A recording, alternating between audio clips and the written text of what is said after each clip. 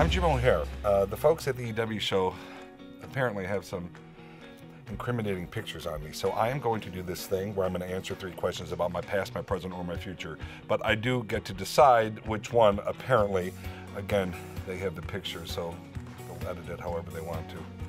Sounds fun though, let's go. Okay, so let's begin. Past, present, or future. Oh, I'm good looking in all of them, but I like to see myself in the past sometimes, so let's go past. I was in a group called White Noise, and we were this crazy group at the time. We're talking mid-'80s, mid to late 80s, and at the time, we were doing pretty crazy shit. One of the White Noise guys named Patrick Hannon created a show called Stumpies Gang. And Stumpies Gang, the premise was I was a janitor working in a genetics factory, and I was supposed to kill the mistakes. Instead of killing them, I created a puppet show. At the end of this play, spoiler alert, a big vagina puppet, I mean huge, comes out, and it basically kills everybody and everything.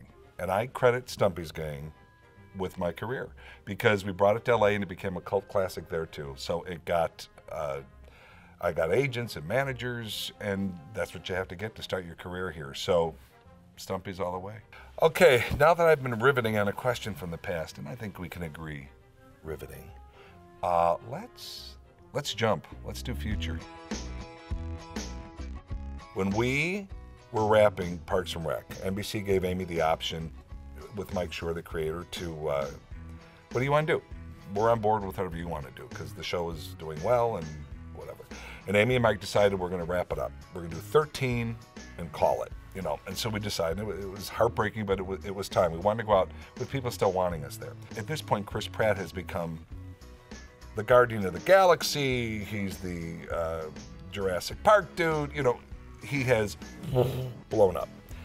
And we're at the Q&A, and someone said, if Amy wanted to continue this show, you know, they had said it to Pratt, you know, what would you do? And he goes, well, what do you mean? I would just do the show. Like, it wasn't even a question in his head. That's where we all were. We would have done that show. You do other stuff around it.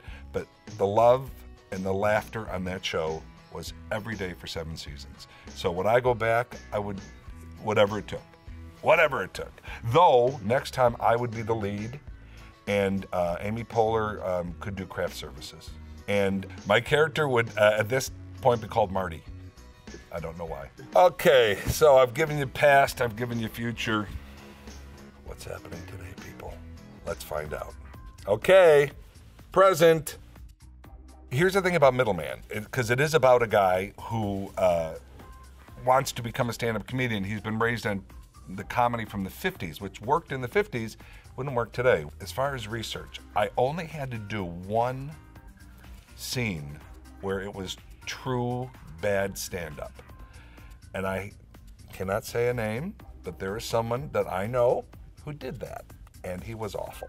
And we would go and we'd support him, and you were like, oh, hell, this sucks. So I kind of went off of that. And I give stand-ups a lot of credit. I couldn't do it. You know, when I've trained with improv where you're with other people. And so if things aren't going well, okay, well, we're all together and, you know, throw it to somebody else. When these stand-ups get up there, it's just them.